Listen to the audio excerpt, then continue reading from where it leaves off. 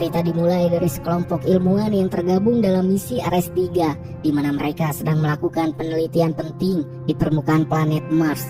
Dan untuk menunjang misi ini, mereka membangun sebuah hub atau pangkalan pusat di kawasan yang dikenal dengan nama Asidalia Planatia.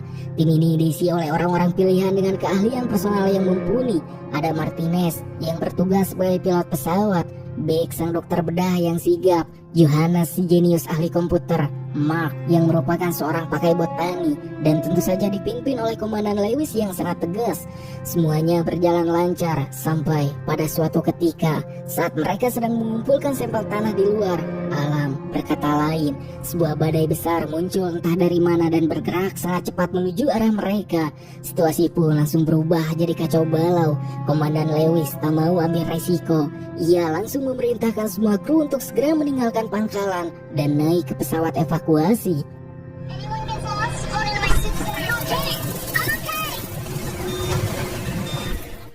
Badai yang dahsyat itu pun membuat langit menjadi gelap gulita, ditambah dengan debu Mars yang bertebangan menutup arah pandangan mereka. Mark sebenarnya sempat meminta tim untuk menunggu sebentar karena berjalan di tengah badai seperti itu terlalu sangat berbahaya.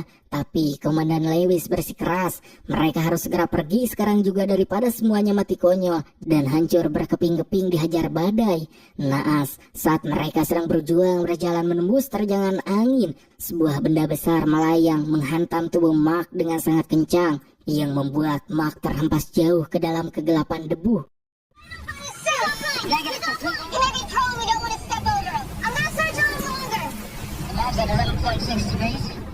Martinez yang memantau dari sistem langsung melaporkan kabar buruk. Terjadi kebocoran oksigen pada baju astronot milik Mark dan sinyal vitalnya terputus. Suasana pun seketika menjadi mencengkam. Sebab kejadian yang tadi diduga tersebut membuat semua kru kebingungan karena tak ada yang bisa mereka lakukan. Baju astronot yang bocor itu cuma bisa melindungi Mark kurang dari semenit di atmosfer Mars yang beracun. Selain itu, jikalau mereka segera terbang, pesawat mereka pun bisa roboh kapan saja dihantam badai. Dengan berat hati, sang kapten mengambil sebuah keputusan berat, yaitu dengan terpaksa meninggalkan planet Mars, meninggalkan Mark yang mereka kira telah tewas. Ready to launch.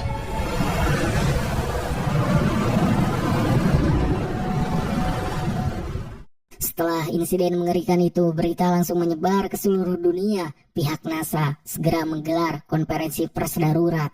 Mereka menyampaikan jikalau misi Ares 3 terpaksa pulang lebih cepat karena badai yang sangat luar biasa. Dengan satu berita yang membuat semua orang tertunduk lesu, karena salah satu astronot terbaik mereka, Mark, dinyatakan tidak berhasil selamat dan tewas di tempat saat proses evakuasi. NASA bahkan sudah menyiapkan upacara penghormatan terakhir untuk Mark dan berjanji akan memberikan kompensasi kepada keluarga Mark yang ada di bumi. Namun ternyata tanpa diketahui kru Ares 3 dan semua orang di planet Mars yang sunyi, saat badai mulai reda, terjadi sebuah keajaiban. Mark yang disangka sudah tewas ternyata masih elegeg atau masih hidup. Mark disadarkan bunyi alarm baju astronotnya yang menandakan jika kadar oksigen yang menipis. Mark yang belum mengetahui jika dirinya hidup kini seorang diri, dalam kebingungannya mencoba berpikir jernih, dan saat mengetahui kondisinya terluka disertai kadar oksigen yang hampir habis, dengan rasa sakit yang luar biasa, Mark merangkak dan berjalan.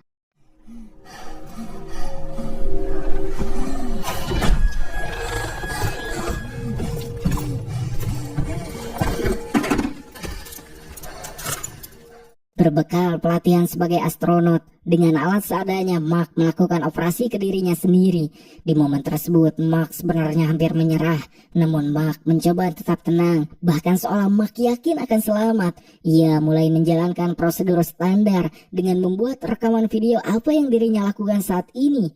I'm entering this log for the record, and if by some miracle none of that happens, 6:53. Dalam rekamannya, Mark berbicara jujur tentang kondisinya saat ini di Mars, yang ternyata masalah lain mulai Mark temukan, yaitu antena utama hancur, saluran komunikasi putus total, membuat Mark tidak memiliki akses menghubungi rekannya ataupun pihak NASA di bumi, yang artinya Mark kini seolah terjebak dan harus bertahan seorang diri di planet Mars yang seperti kita ketahui, tak ada Alfamart ataupun Indomaret, bahkan MBG yang bisa menunjang bahan makanan.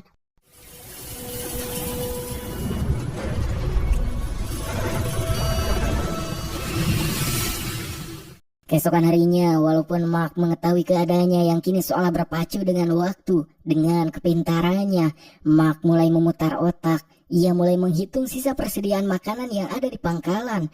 Mark menghitung, jikalau stok makanan yang ada hanya ia makan setiap hari, kemungkinan hanya bertahan sekitar 300 sol, atau hanya bertahan 3 bulan saja, yang setelah itu kemungkinan Mark akan tewas karena kehabisan makanan. Tak mau menyerah dengan keadaan, Mark yang seorang ahli botani atau pakar bercocok tanam, Mark pun memanfaatkan stok makanan yang kebanyakan adalah kentang dengan mencoba menanam kentang tersebut sebagai bibit. Yang tak lama, Mark langsung memulai proyek gilanya untuk bertahan hidup di Mars.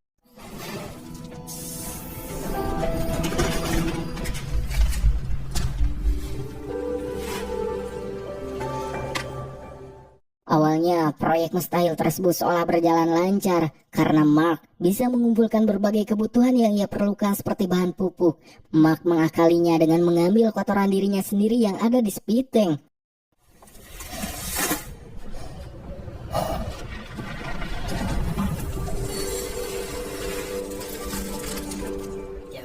Tapi seperti yang kita ketahui, masalah terbesar dalam hal pertanian adalah air, di mana mengakali itu di planet yang tandus. Mark menggunakan zat bernama hidrazin yang dicampur dengan oksigen lalu membakarnya. Zat hidrazin ini diambil dari MDV, kendaraan pendarat mereka. Akan tetapi percobaan pertama sempat gagal total, dikarenakan kekeliruan dari Mark sendiri.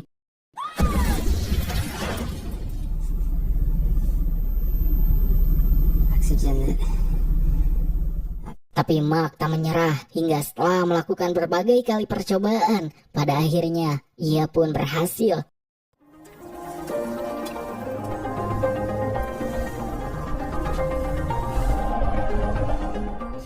Sementara Mark yang sedang sibuk jadi petani di Mars, di bumi, Direktur misi Mars yang bernama Vincent Kapoor menemui kepala NASA Teddy. Vincent merasa mereka harus memikirkan cara untuk menjemput jenazah Mark, supaya dunia percaya jikalau Mark memang sudah tiada, sebab ternyata mayoritas masyarakat tak percaya jika Mark sudah tilar dunia. Untuk itu Vincent terus mendesak Teddy supaya misi ini dilakukan. Namun ternyata, menurut Teddy, misi Ares keempat paling dekat akan dilakukan 5 tahun lagi. Okay, consider this. Fly missions coming up. We should be focusing on the Five Ares missions. I think I can get Ares Ares 6 could bring his body home. More support from Congress? Di pusat kontrol, seorang juru bicara NASA bernama Mindy mendapatkan pesan dari Vincent untuk memantau satelit yang mengorbit di Mars. Vincent meminta Mindy membandingkan foto satelit hari ini dengan foto saat proses evakuasi dulu. Yang alangkah terkejutnya, sebab tanpa diduga, mereka melihat ada sebuah perbedaan letak mobil rover yang ditinggalkan kru di Mars, sebab terlihat adanya perpindahan letak dari gambar yang diperlihatkan oleh satelit. Mendapati kejanggalan tersebut, Vincent meminta supaya memberitahukan hal tersebut kepada kru Ares 3 yang melakukan perjalanan pulang. Tetapi Teddy melarang keras, sebab menurutnya jika kru Ares 3 tahu, rasa bersalah akan menghantui perjalanan pulang mereka, dikarenakan kemungkinan telah meninggalkan Mark seorang diri di planet Mars yang ternyata masih hidup.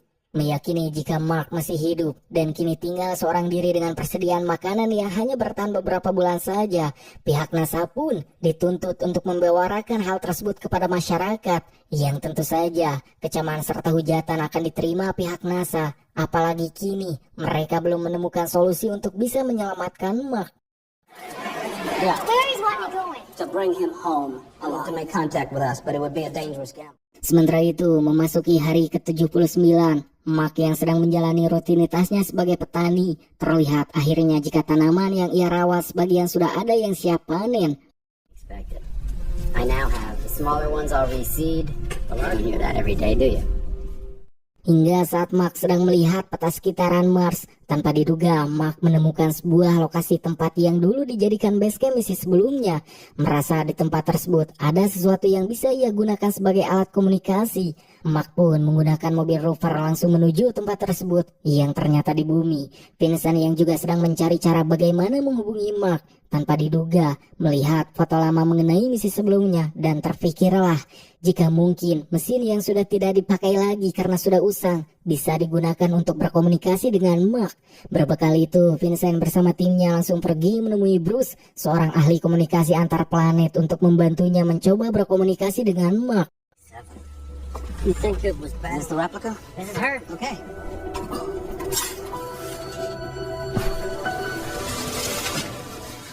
Singkatnya, alat tersebut ternyata masih bisa digunakan, yaitu dengan cara berkomunikasi melalui sebuah pecahan foto, yang tentu saja hal tersebut membuat Mark begitu kegirangan.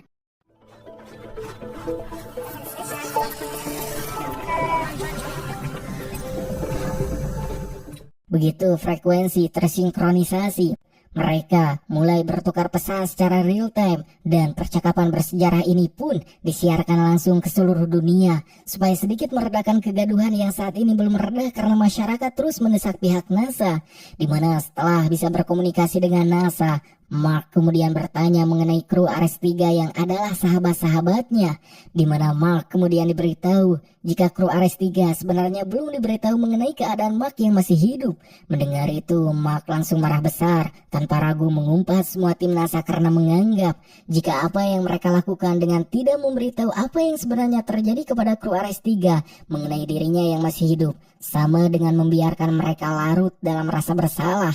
Berbekal desakan Mark, 4 bulan setelah mereka meninggalkan Mark, kru Ares 3 diberitahu kenyataannya. Tentu saja mendengar hal tersebut, semua kru Ares 3 yang tak menduga hal itu membuat mereka shock.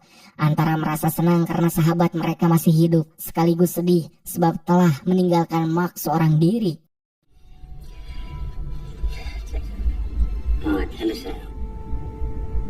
We all live together. Singkatnya, hari ke-134 di planet Mars. Seperti biasa, Mark sedang melakukan perawatan rutin pada tanamannya, hingga tanpa diduga, dikarenakan cuaca ekstrim yang selalu datang tiba-tiba, terjadi kebocoran udara yang sangat fatal di pintu masuk hub, yang mengakibatkan hub meledak hebat.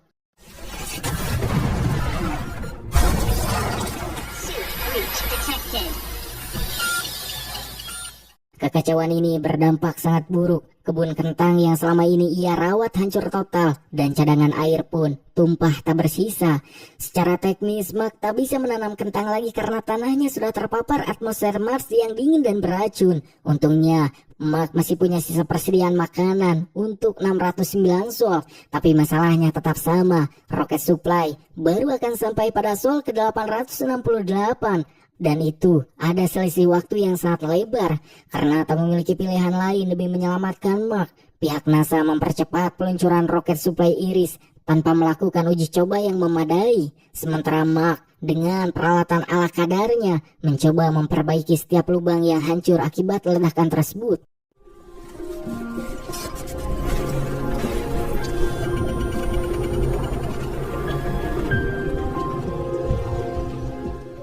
Sementara itu, di bumi, misi peluncuran roket supply Iris dilakukan. Awalnya roket itu meluncur dengan sempurna dari landasan, pun semua orang bersorak kegirangan. Tapi kebahagiaan itu hanya bertahan sebentar, sebab saat roket keluar orbit bumi, terjadi malfungsi teknis, dan roket itu meledak berkeping-keping di langit. Look, the doors. Yang membuat harapan satu-satunya untuk Mark bertahan hidup hancur seketika. Di momen ini, Mark seolah kini sudah menyerah akan hidupnya, di mana Mark memberikan pesan jika dirinya legowo jika akhirnya harus meninggal dalam misinya, dan tak akan menyalahkan siapapun.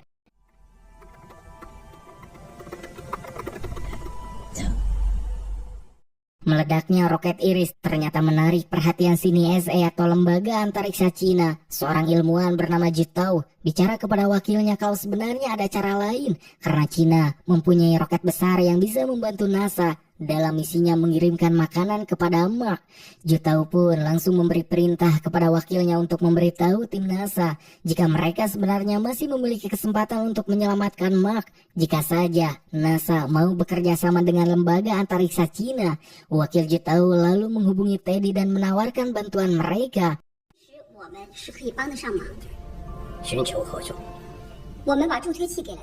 Yes, I understand.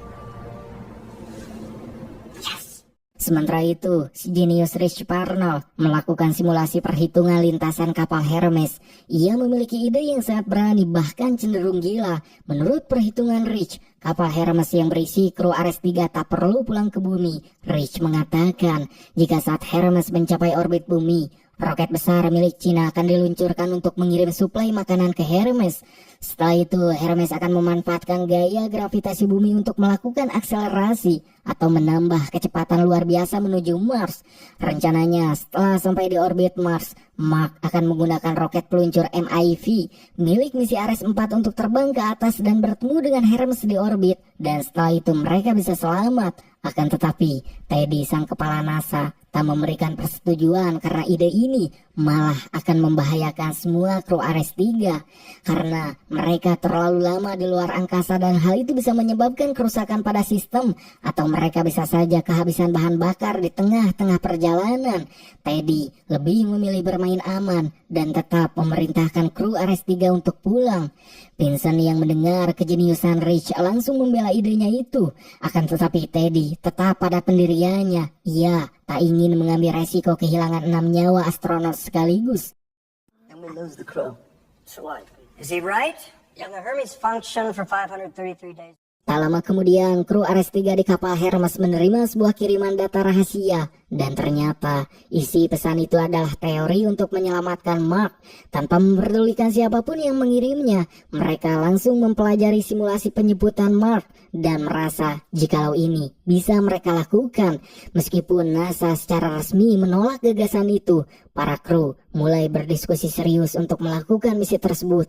Mereka akan menghabiskan waktu 500 hari lebih lama di luar angkasa. Selain itu, mereka melakukan pembangkangan terhadap perintah resmi NASA, yang artinya karir mereka akan langsung tamat begitu mereka mencapai bumi nantinya. Tapi bagi mereka, nyawa seorang sahabat jauh lebih berharga dari apapun. Dan semua kru pun sepakat jika mereka akan melakukan misi penyelamatan Mark. Because we need to run the ship. How about yes? Di pusat kontrol, NASA dikagetkan dengan perubahan jalur kapal Hermes. Teddy dan para petinggi lainnya langsung diberitahu jikalau kru Ares 3 sepertinya berniat menjemput Mark tanpa persetujuan dari pihak NASA, yang karena posisi kapal sudah terlalu jauh. Semua tim NASA pun tak bisa berbuat apa-apa lagi selain mendukung mereka. Just of course. I got your resignation. Flight guidance. Teddy pun akhirnya mendatangi markas CNSA di Cina untuk menerima bantuan mereka secara resmi. Kesepakatannya, seorang astronot Cina akan diikutkan dalam misi Ares berikutnya ke Mars. We haven't done things that way. Di sisi lain, Mark diberitahu kabar gembira ini. Ia memiliki sekitar 200 hari lagi untuk bersiap-siap menuju lokasi Ares 4. Mark pun mulai mengatur persediaan makanannya yang sangat terbatas dan mulai memodifikasi rovernya secara besar-besaran supaya bisa menampung lebih banyak oksigen dan peralatan penyokong hidup, termasuk panel surya cadangan. Ia menghitung waktu keberangkatan dengan sangat teliti supaya pas dengan kedatangan Hermes di orbit Mars nantinya.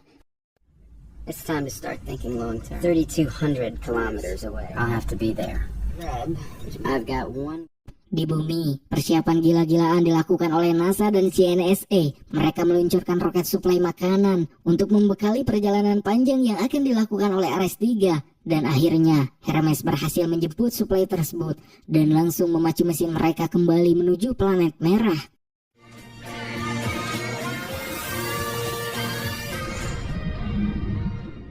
Sementara itu, hari ke-461 di Mars menjadi awal perjalanan panjang bagi Mark. Ia mulai memacu rovernya dan menembus gurun Mars yang sangat luas. Polanya selalu sama, jalan selama 4 jam, lalu istirahat di tengah hari sambil memasang panel surya selama 16 jam untuk mengisi ulang baterai. Selama menunggu, Mark hanya bisa berjalan-jalan sendirian dan tidur di dalam mobil sempit, yang mana rasa kesepian luar biasa pun mulai melanda batinnya.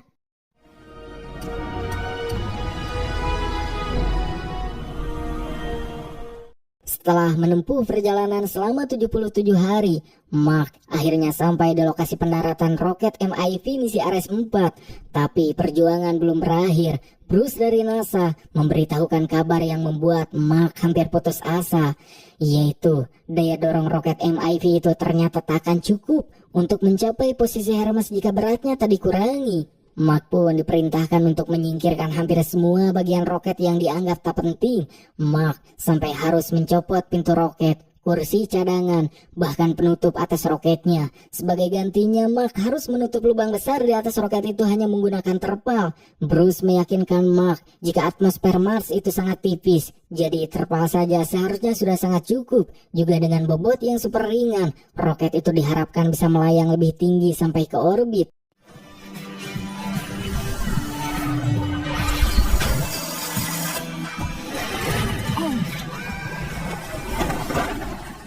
Tibalah hari ke-561. Inilah hari penentuan. Kapal Hermes sudah mencapai orbit Mars. Mark memberikan salam perpisahan pada rover yang sudah menyelamatkan hidupnya selama ini. Dan Mark lalu naik ke dalam roket MIV yang sudah di taranjangan tersebut.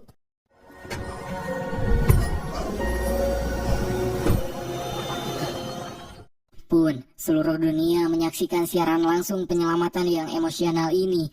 Mark pun sangat terharu dengan apa yang teman-temannya lakukan.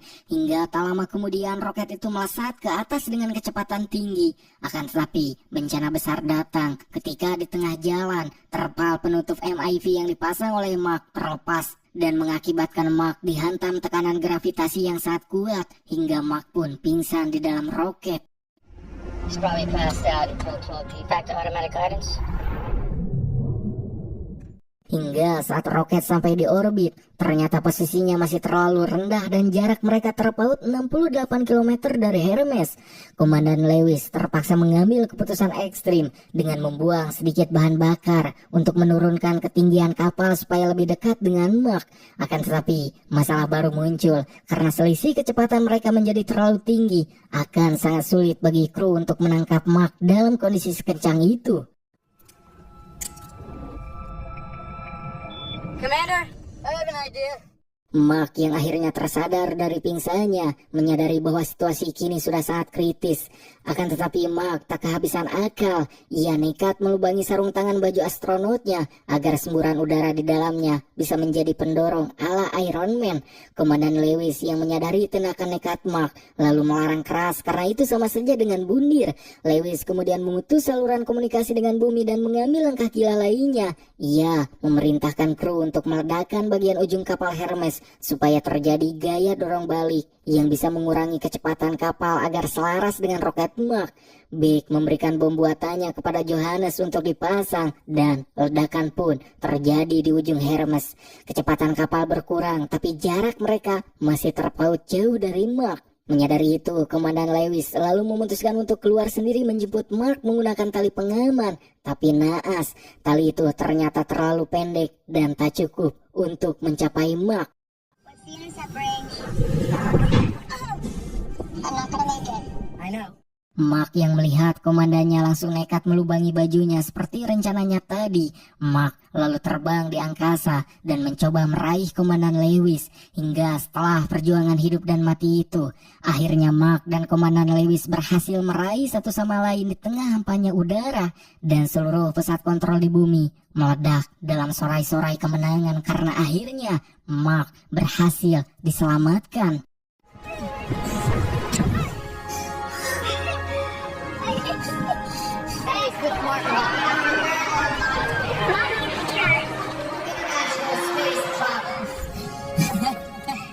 Di dalam kapal Hermes, Mark masih tak habis pikir kenapa NASA rela menghabiskan jutaan dolar, juga teman-temannya rela mempertaruhkan nyawa mereka hanya untuk menjemput satu orang botani seperti ia. Tapi jauh di dalam hatinya, ia sangat bersyukur karena semuanya kini telah berakhir.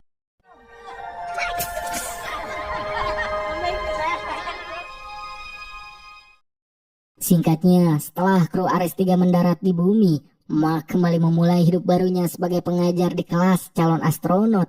Ia membagikan semua pengalamannya tentang bagaimana cara bertahan hidup di situasi yang paling mustahil sekalipun. Dan 5 tahun kemudian, sejarah baru kembali tercipta. Proyek Ares 5 resmi diluncurkan dan sesuai janji, kali ini NASA dan CNSA Cina bekerja sama secara penuh untuk menjelajahi lebih dalam lagi rahasia alam semesta. Have the goals changed from the previous mission? For the Ares program.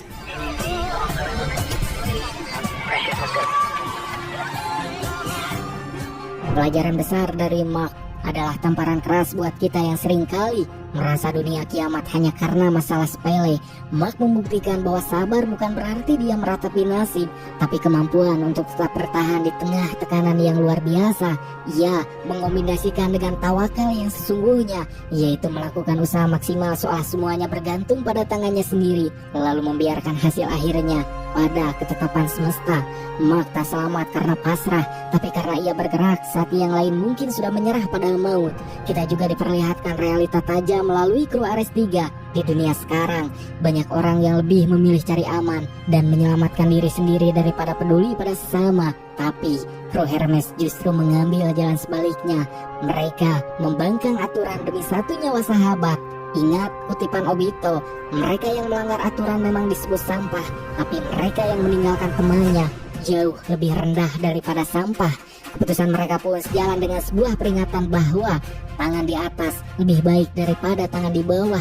Mereka memilih untuk menjadi pihak yang memberi pertolongan meski taruhannya adalah nyawa dan juga karir mereka sendiri, karena mereka tahu kekayaan dan jabatan tak ada harganya jika nurani sudah mati. Pada akhirnya keberhasilan Mark adalah bukti jikalau kerja keras dan ketulusan tak akan pernah mengkhianati hasil. Ada sebuah pengingat bahwa sesungguhnya sesudah kesulitan itu ada kemudahan.